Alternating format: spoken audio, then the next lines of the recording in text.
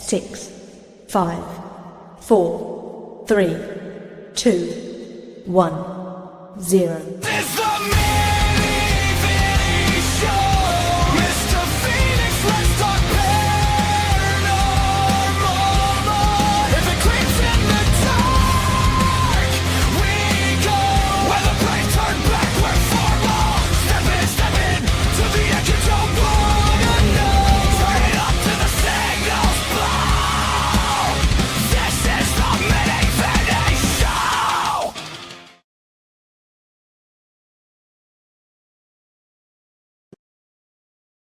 Hey, what's up, everybody? This is Mr. Phoenix. I wanted to let you know that we have a wonderful, amazing co-host.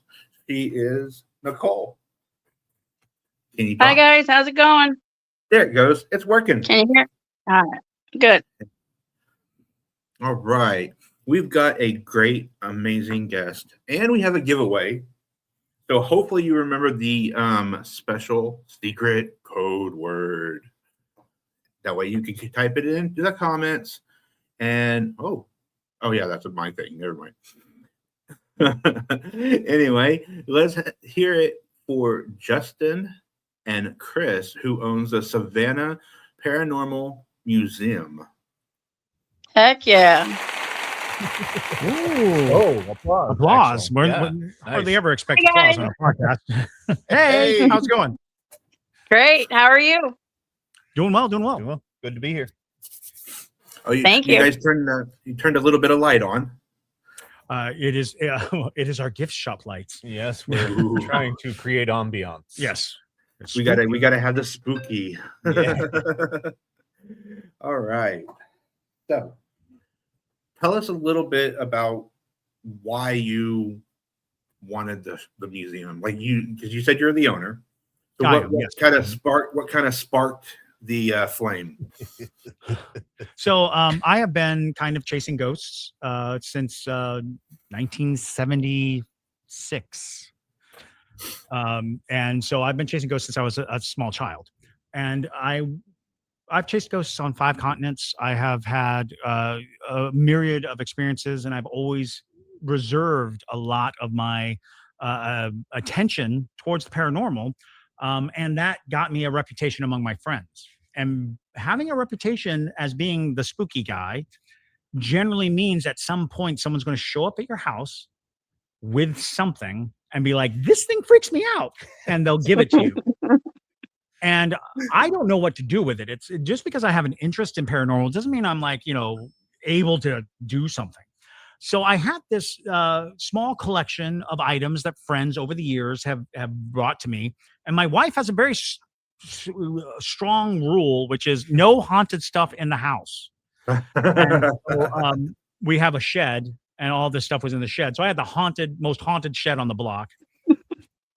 And living in Savannah, Georgia, ghost industry is pretty high here. Haunted industry is the tourism in Savannah is probably one of its most bankable industries in Savannah, and haunting is a big part of that.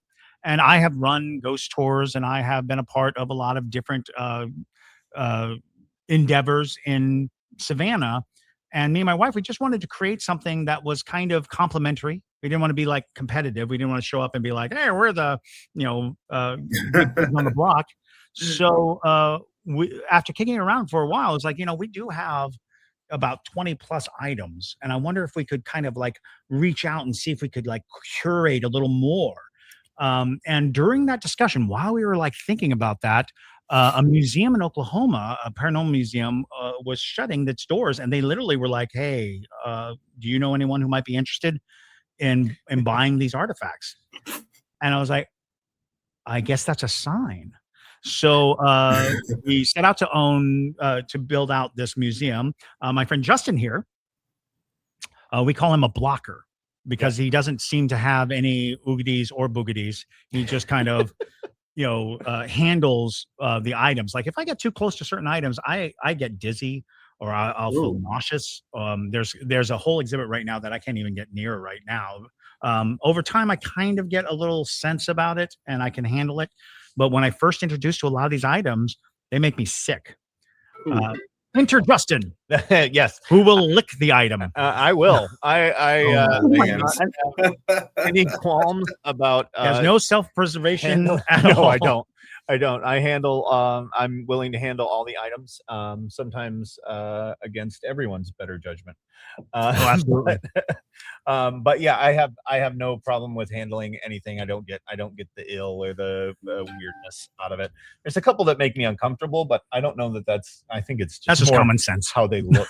Yeah, it's just common sense. Which They're I just have very little. of, Creepy but looking every once in a things, while- right?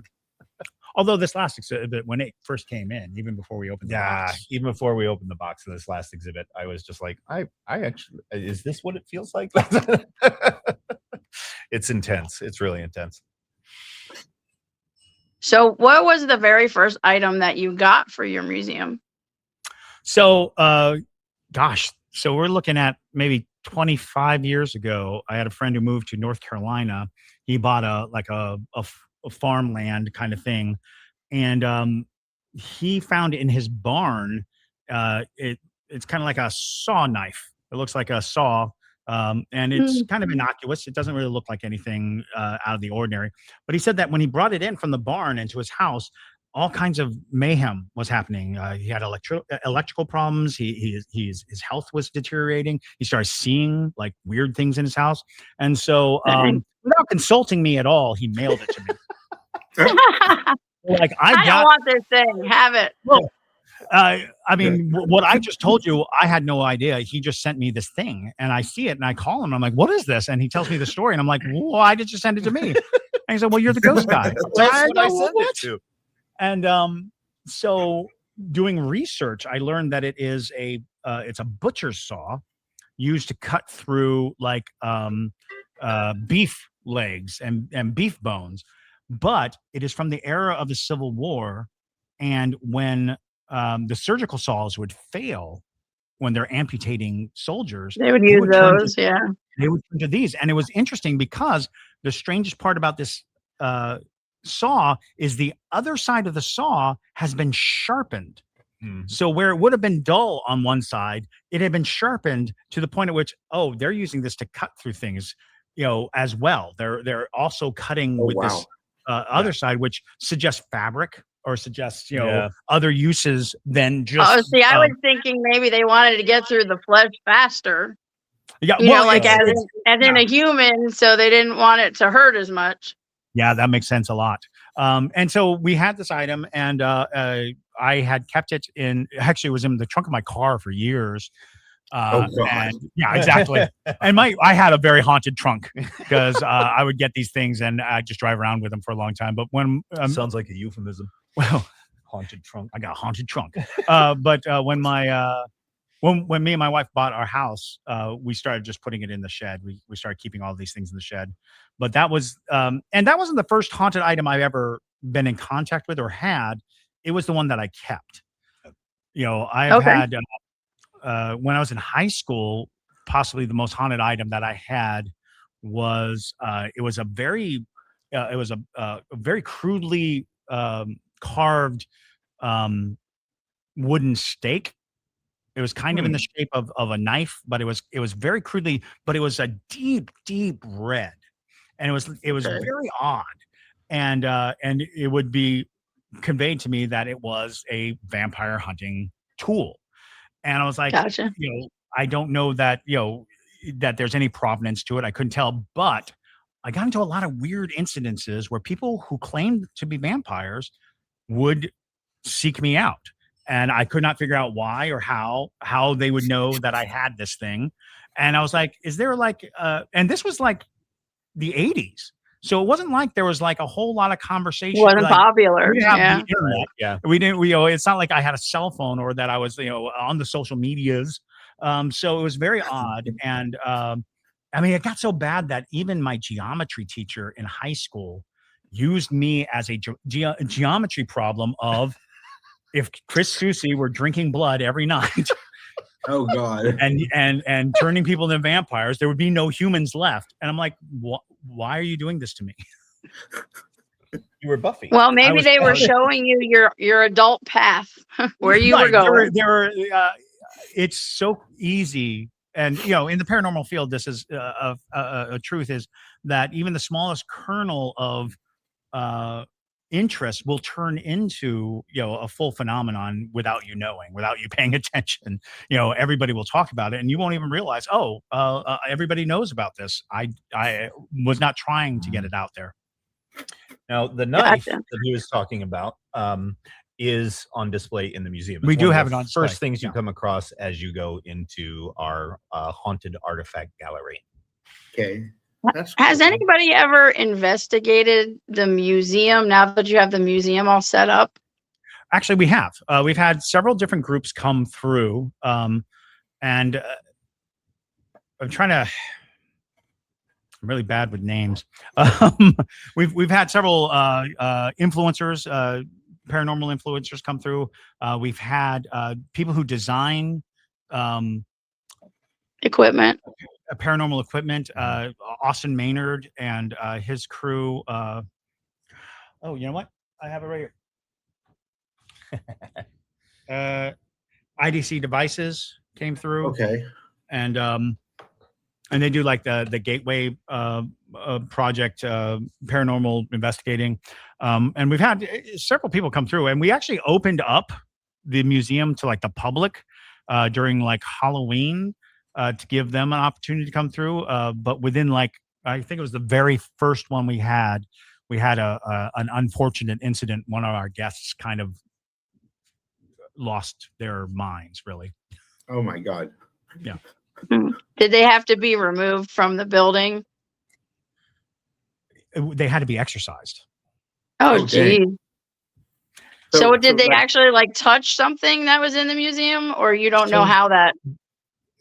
It's actually kind of a long trek of things, and we know what item it was that he was interacting with, but the series of events that led to it kind of all coincide in the fact that he was very much of the mindset that he could take it, and so he came in with an announcement in his heart that if there's anything here, come at me. That kind of mentality that sometimes people get when they show up. welcoming. And so he was like, yeah, Haunting. come inside me. I want it. I want to see it. I want to feel it. So much so that he had left all of his protective things, his cross, his holy water in his car. And when he came in, he was like bare. And actually, if you follow us on TikTok, we do have it on. We have the videos of that event. Yeah. Okay. If you look Awesome! us I can't wait to watch them. yeah. It's something. It actually starts with like one of my coworkers.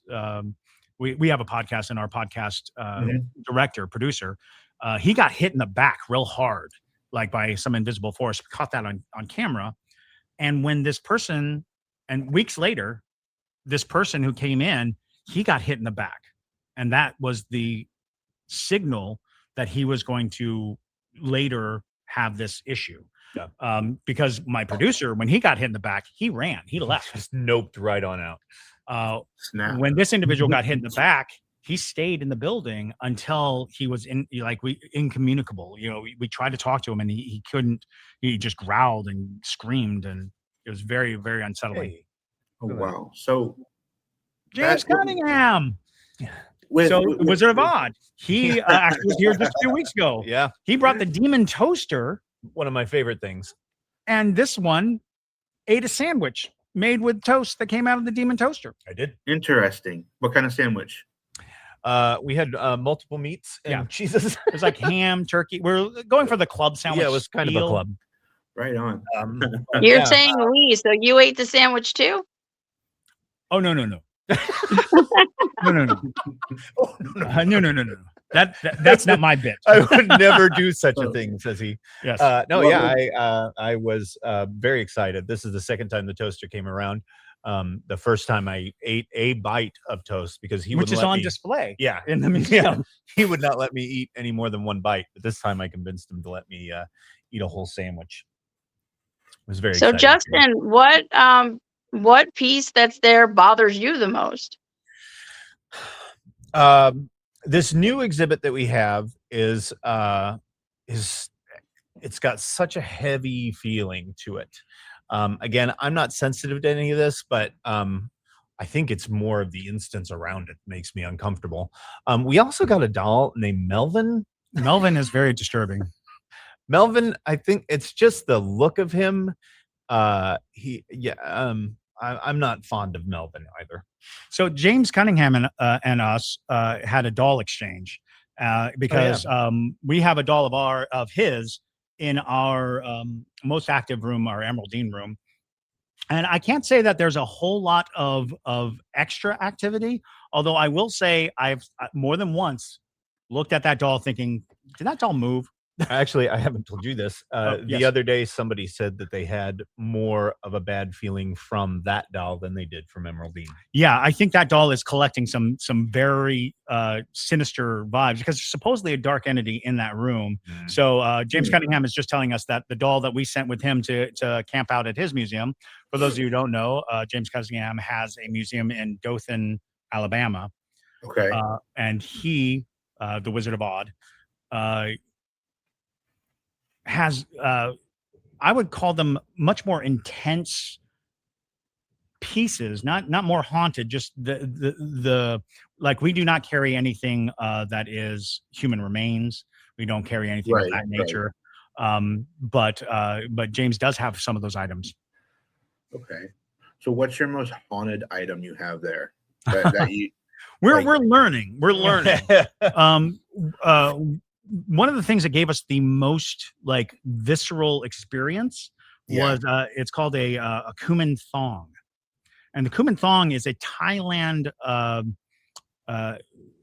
idol that is originally it was made from dead fetuses, and they would gild them in gold and then give them to the family as a good luck measure. You're supposed to take these dead children and care for them.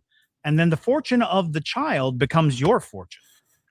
And that is, just one of their beliefs. So this Kumanthong is built after the ban on that practice, but it's very intense and it's very weird.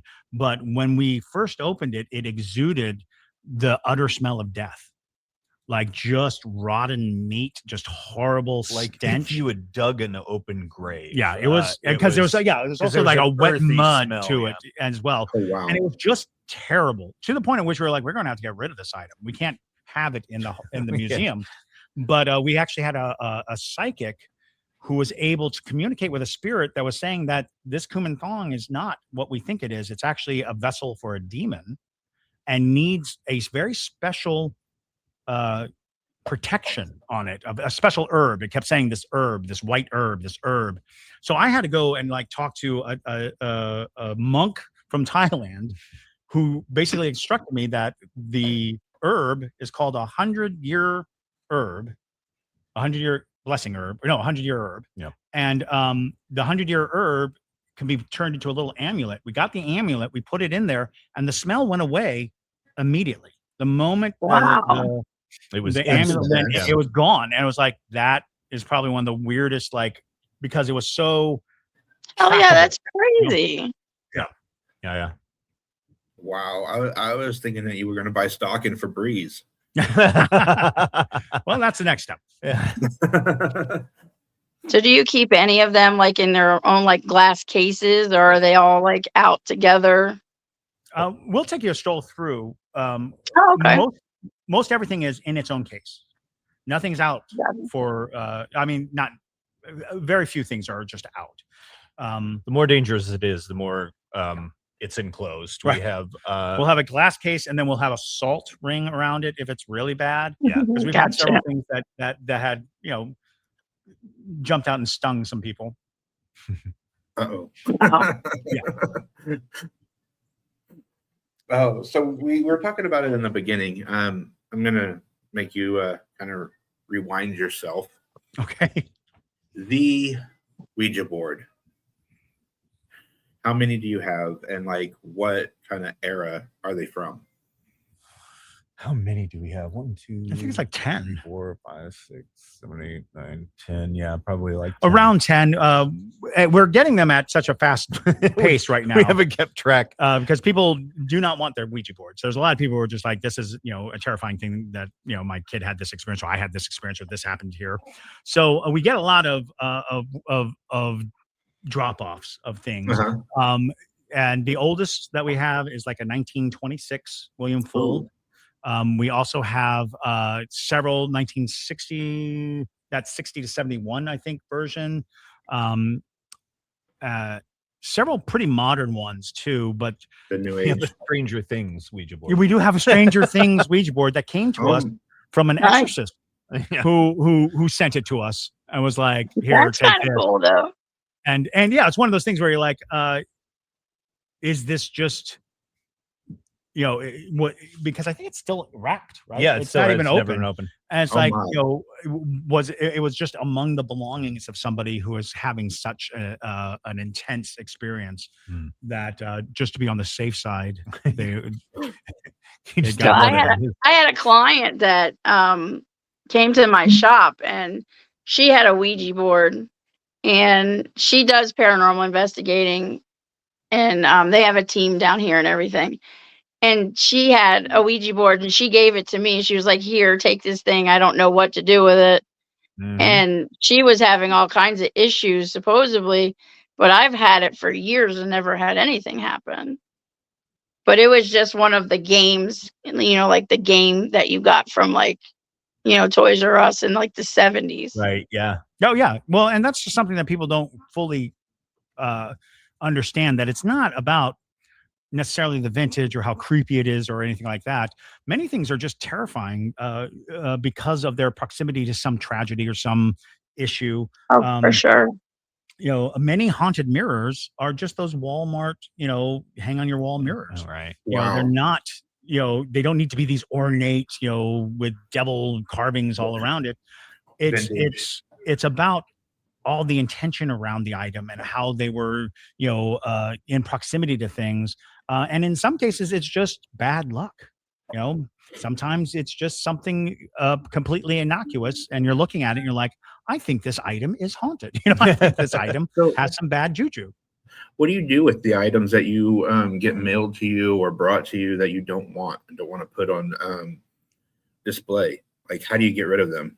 So the best way to get rid of a haunted object that you don't have any intentions of displaying or keeping or passing on is to give it a proper burial. Okay. The act of burial is a worldwide phenomenon, a ritual that every culture recognizes. And it's one of those things that, because humans have done it so long, it is a clear message that you are no longer welcome in this plane. You're no longer Gotcha. welcome to, participate. And it's sometimes you have to explain to a spirit that it is not allowed to be with us. And a burial, a proper burial, and by proper burial, I just mean, a ritual that is recognizable, whether you read from the Bible or from the Quran or anything that you have any particular faith in. If you could find holy ground, great. But if you can just bless the ground on your own, that's fine too. You just want to go through those ritualistic moments that have been cemented by centuries and centuries of participation. That gives the item sort of the ground rules of its existence. When you bury it, it says, stay away. Like if you burn it, that's just releasing it. That's just saying, oh, by the way, this body no longer can hold you, so you are free to go. So don't burn the item. Don't break the item.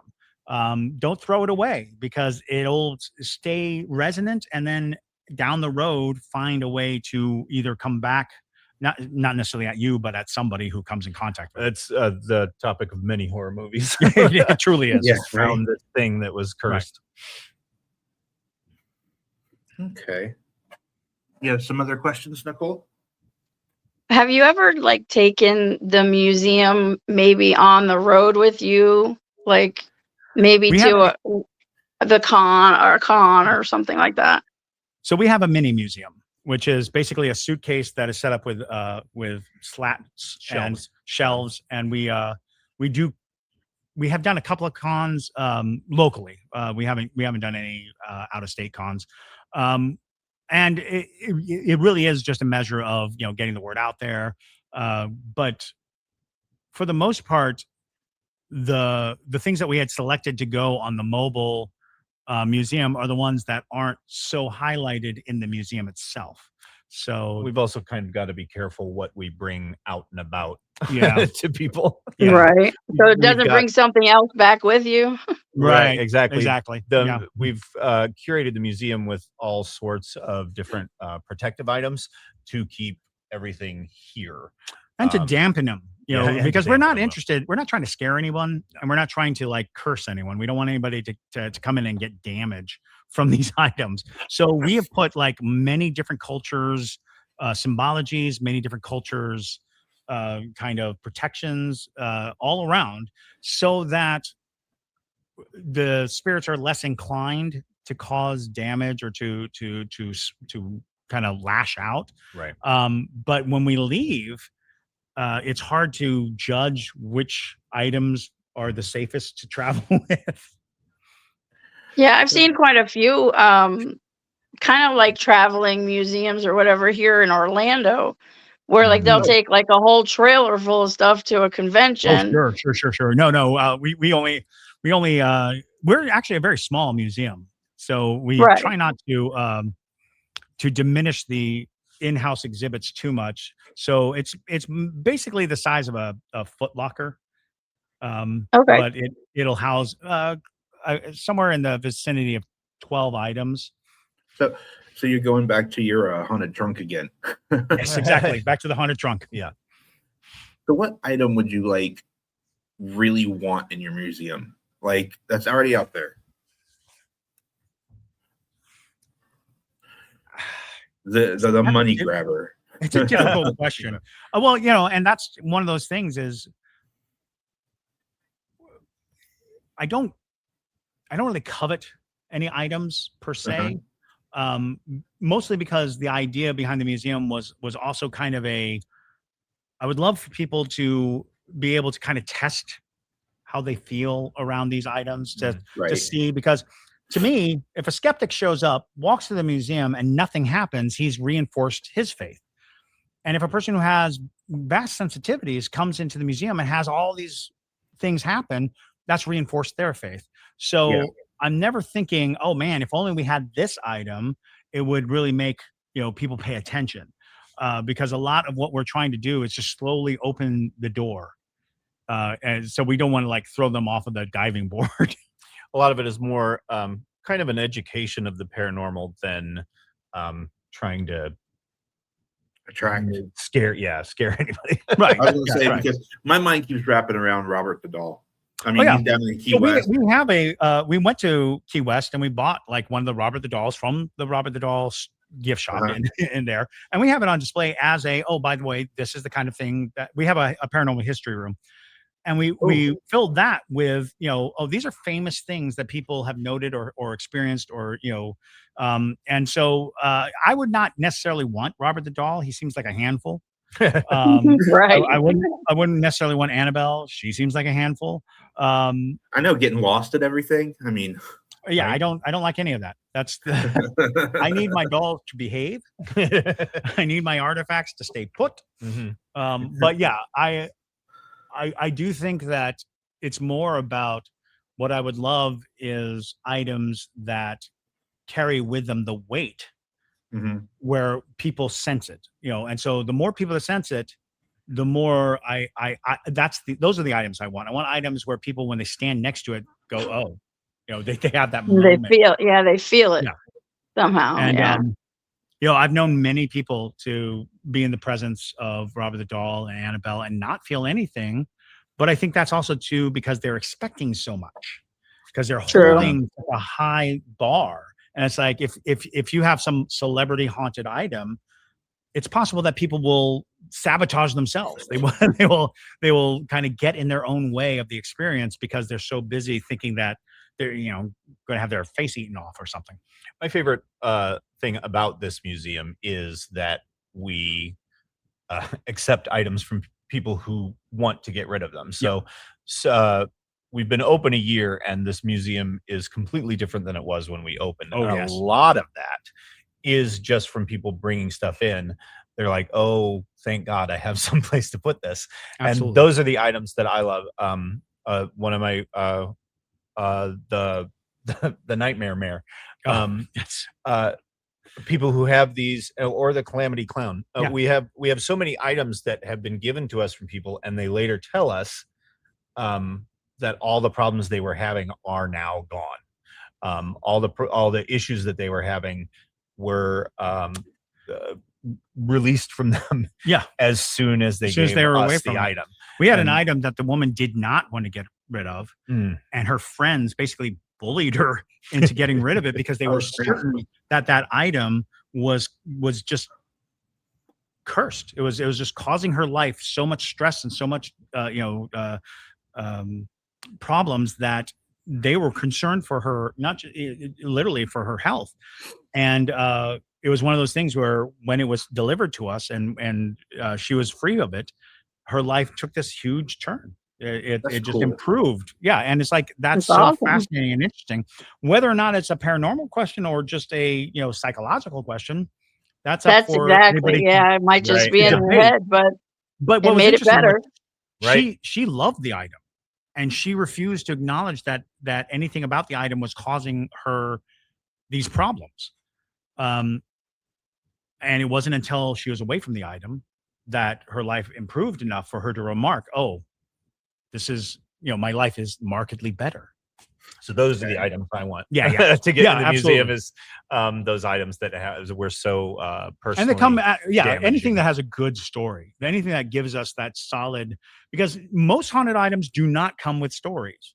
Most items are just sensations and feelings and experiences that are very isolated, but you're not going to be like, well, that doll was from 1821. It was owned by Bridget Ford, and she, died at 12 years old.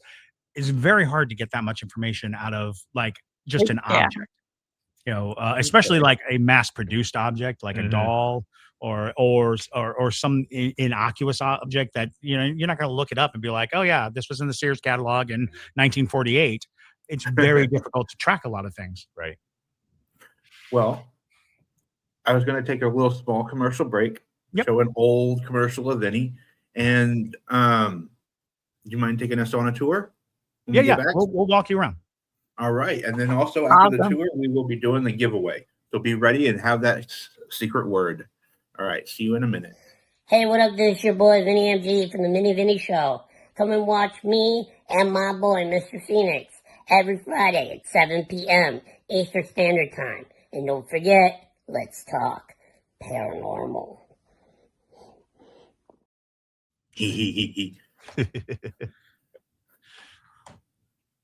All right. Wondering if I should switch over to my phone. He was To kind of walk like around my with. Robert the doll. Yeah. Aw. Slightly He was hard. more funny though. I know. He Always wanted to see him run. I know. That's what see, my goal was originally taking this to do actual investigations and do it live, the podcast live and live Sure. investigations. And I love him to death, but him running away because he says he teleports, I want to see this. All right. I just loaded my phone up.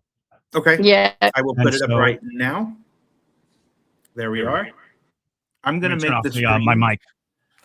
Okay, You good? I'm good. So Okay. I'm going to walk you around. And I'm going to do it this way. If I can As switch. soon as nope, we lost you. That was me. That was me. I pressed the wrong button. It's okay. We actually have had some. We haven't been able to pinpoint it exactly, but because we've gotten so much stuff in recently, but something has come into this museum that is starting to wreak havoc on our electronic devices. Oh God. So a lot of our equipment that we normally use from day to day is starting to get a little hinky and weird, and we still haven't been able to pinpoint it. Here we go. We got a tour now. Bring your microphone. I'm bringing a microphone. All right. Hello. So here we are in the gift shop. That's where we were sitting. And through the glow of the wonderful gift shop, And now we're going into the history room. Okay. So this is our history room. We have things like the oldest depiction of a ghost and the oldest actual ghost story. And by saying ghost story, it means the actual story featuring a ghost haunting a person. There have been ghosts in stories before this one, but this is the one that is the classic, rattling chains, spirit coming in. And that was Interesting. one of those stories that Pliny the Younger, and this was written in first century AD, and it kind of echoes with almost every ghost story you've ever heard. So it's interesting. Here we have, a classic seance table with a lot of the different bric-a-brac. Of course, Harry Houdini, who very famously was a debunker of the supernatural and the paranormal. Although he was a lifelong believer, I think people don't understand that he wasn't a person who didn't believe. He was just a skeptic. And skepticism does not mean you don't believe. It means you need the proof to be solid. You need the facts to be secure. And he was able to debunk everything that he came against.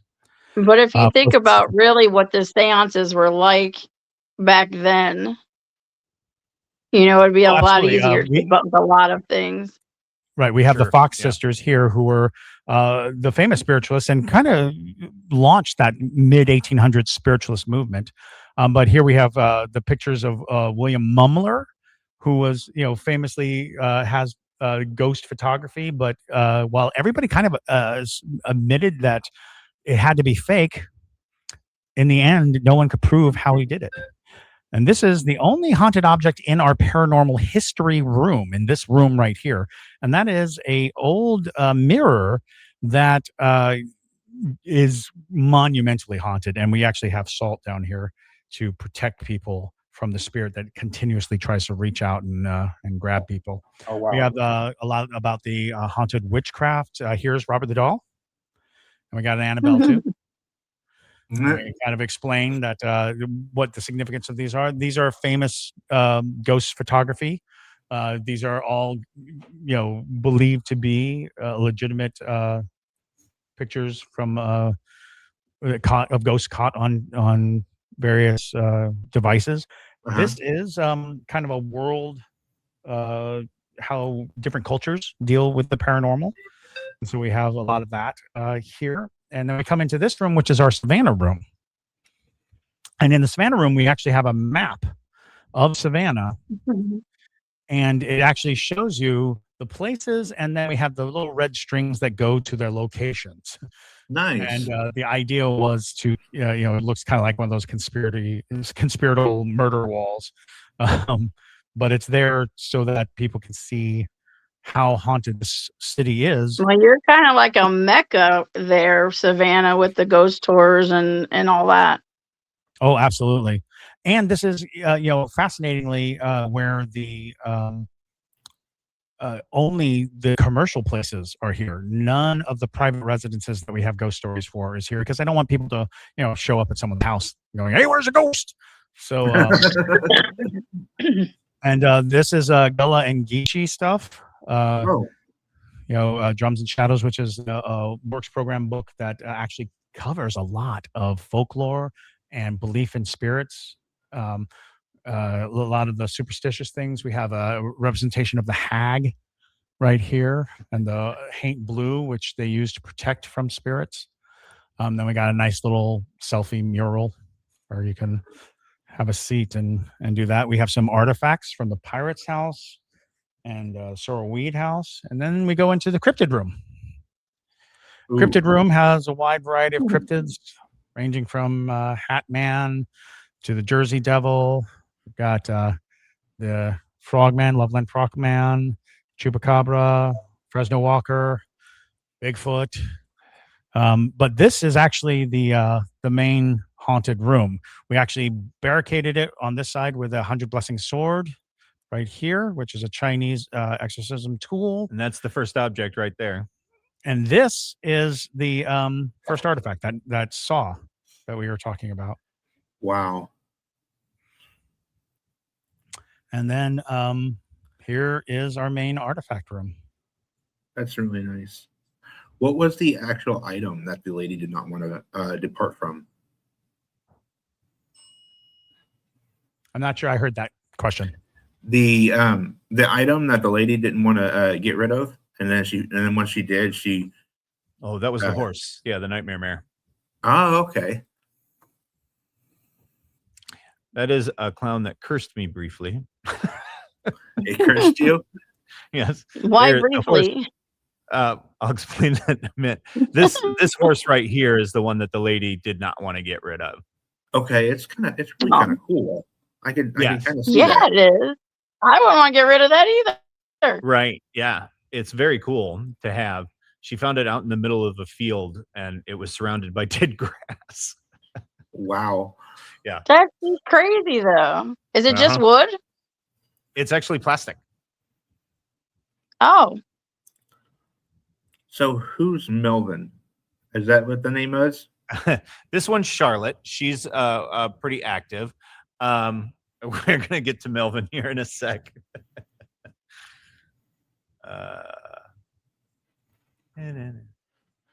Wow. You want me to get over to Melvin? Here, You're- this is Melvin. That's Melvin. Oh, Melvin came to us quite unexpectedly. Whoa, He having a hard time. looks like a figuring out how my hunchback. camera's working. Yeah, the head of the doll is so heavy that that's the only way it can be. A haunted sock monkey? Are you serious? Those have blood stains on them. Oh, the monkeys? Yeah. Yeah, they have What the blood stains heck? on them. Did you notice that this one is kind of tearing open? Oh, that is new. That's not right. Yeah. Okay. That's, I don't like that's that. very new. I don't like the inside of it. Uh, I got one of these things. good old Jolly Oh Chip. my. Oh my. So you have a question from one of the people watching. They wanted to know, what is it about dolls that attract spirits? Spirits have this desire to have some sort of physical form, and because dolls are human-like, they are attracted to dolls, and dolls, people also treat them as though they're real. A lot of people, especially with baby dolls, they're cooing at these baby dolls. They're treating them like Whoa. they are live, real things, and spirits like that energy. Okay. Now that's creepy. That's the Yeah, Kuman what- thong that he was talking about earlier. Yeah. oh no way! I love it. And there's the amulet. Yeah. And there's the amulet. Okay. So you were over there, not to make you backtrack a second, but what was your 1920s Ouija board? The Ouija board. Which one was that? It's up here. Where is it?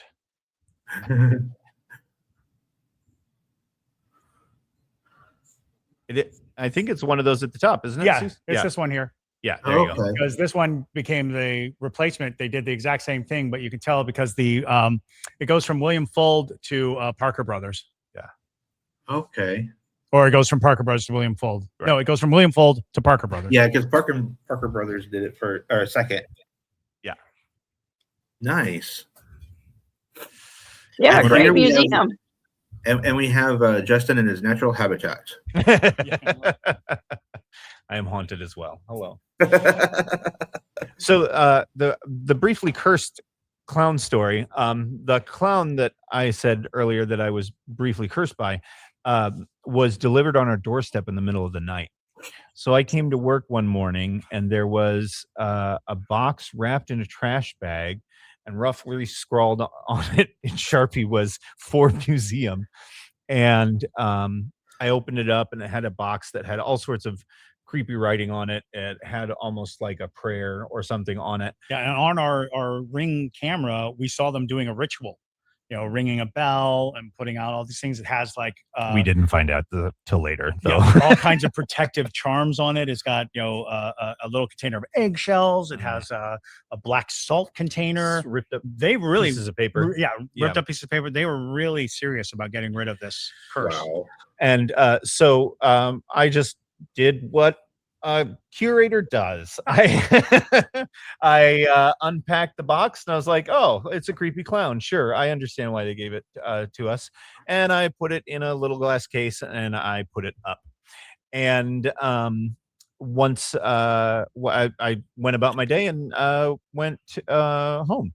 And that evening after I left, Chris brought our friend Brian Byers, our psychic friend, local psychic friend, in, and he said, "Yes, there was something in here, but it's not in there anymore." And I believe he actually said, "What I'm worried about is Justin." So, God. So I'm like texting Justin, like, "Hey, be careful. You gotta be on the lookout." Because, and this is something that people really make the mistake of. They think that it's going to be like something cataclysmic. They yes, think like a dark shadow is going to jump up and piano is gouge your going eyes to out. fall on you. But the truth of the matter is, Hollywood. it starts with infestation. It starts with little uncomfortable moments, Inconveniences, creating inconveniences, because then it lowers your guard. It makes you feel as though something's going wrong, that your life is going wrong. But it doesn't do it all at once. It does it in these measured moments. So on the way home I texted him. On the way home, he finds himself pulled over. I got pulled over by the police. And having never been subjected to a sobriety test in his life, he was stone cold sober. I was stone cold sober, but they pulled me out of the car and had me do the sobriety test, walking the line, touching my nose, the whole deal. It probably was, a good 15 minutes of it. My wife, meanwhile, is sitting in the passenger seat of the car, freaking out. And then at the end of it, they were like, "Would you like to do a breathalyzer test?" And I was like, "Why would we not start with that?" But I took the breathalyzer test. Why would you want to do one anyway? Right. So they took the breathalyzer test and they began laughing out loud. And that they're like, "You're sober." I was like, "Yeah, I know." But it's just that kind of over. Right? Yeah. It's just that kind of anxiety provoking, second guessing, panic inducing. It was much worse for my wife, who was just had to sit in the car and then you're around and that listen emotion, to it. right? Yeah. So that I got back the next day, and We did the same ritual. The co-owner, his wife, and I actually went through the same ritual that we saw on that camera, and I put it back into the doll as best as I could figure out to do, and then we immediately surrounded it with salt. And Brian has come back since and said that the whatever it is, the curse or hex or whatever, is back in the doll. So fortunately, I only had about 18 hours, 18 hours, of a curse. Who knows how much worse it could have gotten. Wow. The stories that they had were like miscarriages, missing children, black mold, chronic illness, relationships ending. And as a matter of fact, we were able to get in contact with them, and one of the first things they said was, as soon as we got rid of that doll, they were able to find my missing nephew. Like, okay, Wow. that's big stuff. And it's interesting. I'm just thinking about this now. It's interesting because relationship problems was the bit of this. And when I got back to my car from this sobriety test, my wife was angry. She's like, "I was sitting here stressed out, and then I hear you guys laughing it up out there." It was fine, but I can see how it would have been the start of tension if things had gotten worse. Yeah. So, have you ever turned away an item? Not yet. We have considered it. But usually what we try to do is we try to vet the item, give it some research, utilize our tools, get people in on it. And over time, we start to learn how responsive it is. And, I dare say that so the latest artifacts that we got deal heavily with suicide. Oh. And because of that, it was one thing that we were not overly keen to present. Right. But the more we thought about it, the more we realized that it was so compelling and so much of a part of kind of an awareness that we would like to spread and share, that we couldn't turn it away. But there was a time when it was like, maybe these should be, retired or taken care of in some other way. It's all about with those especially. It's all about doing it in a respectful way, Right. so it doesn't look like we're trying to capitalize on it or glorify A anything. very tactful way of doing it. Right. Exactly. Okay. Well, while we're getting ready to finish talking, if anybody that is watching knows the secret word, please put it in the comment and we will go through and figure out what we got. It is an 8x10 exorcist signed photo. Oh, Nice. And it is come from Sheridan Authentics. Ah. Nice. So, I'm trying to think of some questions. You got Do something? you have anything that's for sale in your museum? So we actually do have, we were saying that dolls that we don't have a good story for, or, they're just about vibes, we kind of allow them to go up for adoption. We actually have a gift shop full of paraphernalia that kind of works around the paranormal. We have like dowsing rods and EMF readers. We do have protective salt. We have some herbs. We have a local apothecary who puts together like a concoction that's supposed to help you in times when you're feeling like what's called no more ick. We have sage. We have sage, of course. Actually, one of the best sellers we have are these little glow in the dark ghosts. Here, I'll grab Locally made. Locally made. Yeah, I think I've got where's our. Now, where you have your museum, is there a tour that goes along, not like in the museum, but just out in, I don't know, in the city of Savannah? We do. We partnered with a local tour bus, and they have a tour that goes around and then drops off the people here after hours, so they can walk through. That's It's a cool. much. It's kind of a truncated experience, though. You're not getting like all the leisure time in the world. You're just kind of like motoring through. Right. But yeah. but it is a tour and museum access. So when people go to the museum, do they donate, or that is so cute? I want one of those. Dark. Yeah, Yeah, it glows no in the doubt. dark. I'm Locally gonna buy one of made those. and locally made and crocheted, Yes. and a glow in the dark. So no, we are a ticketed museum. We are for profit. We're not a nonprofit museum. And so we have tickets, and we rent out some ghost equipment if they want to like walk through with a piece of paranormal investigation equipment. But we also allow people to come in with their own equipment. Oh yeah, if you have your own equipment, by all means, we Just come in. We welcome don't care. that. Yeah. Nice. Nice. So you've had, I take it then the EMF detectors have been going off. So you probably can't hear it, but we do have like a dead bell running right now, and it rings occasionally. That's funny sometimes. because earlier it did ding. Yes. Yeah. That's so that's sitting in Charlotte's lap, and she's the most active with that bell. We have other things. We generally don't keep things on for the purpose of not having everything go off all the time. Right. But we allow people to use anything they want. A lot of people come in and they have the ghost tube or one of the apps. They'll use their apps and they'll use that. Yeah, and we have no problem with that. No. Some of them come in with hardcore equipment. Yeah, too. some come in with like crazy like air quality monitors. devices, monitors. So just like off the cuff, so you guys do investigate, right? Oh yes. So what do you think about the apps? Okay, so that's a good question. We get that question a lot, and my answer is this: any device you use, and it doesn't matter what its efficacy is. The true nature of these devices is to open your mind, is to put you in a mindset where you're thinking about communicating, where you're opening the idea. And when an app dings or says a word, you are actively trying to communicate with a spirit. And I think that that's where you have to plant your understanding of how these apps work, because there's no solid science to it. Not solid, there's a lot of hearsay science to it, but there is something to the fact that if you are more open to an interaction with the paranormal, then you're more likely to have an interaction with the paranormal. And one of the best ways to do that is to have a device that is basically telling you there's something here. Right.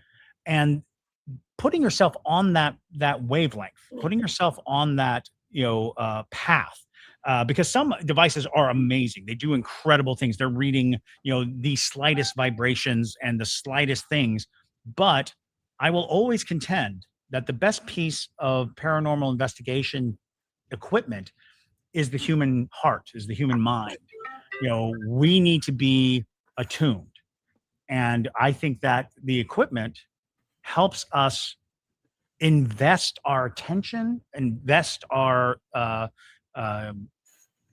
ability in communicating. Okay. Focusing intent, kind of. Yes. So with you talking about the apps and stuff and doing investigating, what would be your favorite tool to grab besides yourself? So we use let me I get got one right here. We use a spirit chat a lot. It's kind of like an Ovilus. It has 10,500 words in it, and it just basically reads EMFs and spews out words.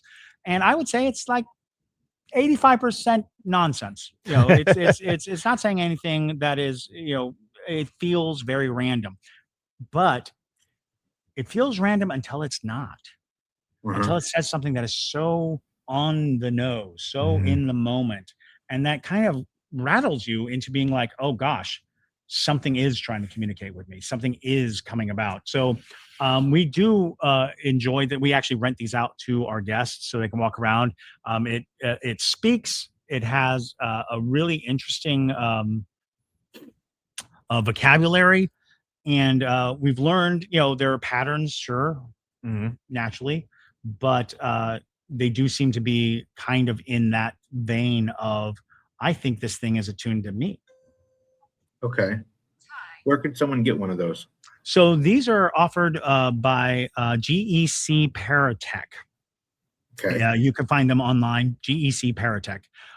We are just now experimenting with new devices from Infraready in the UK.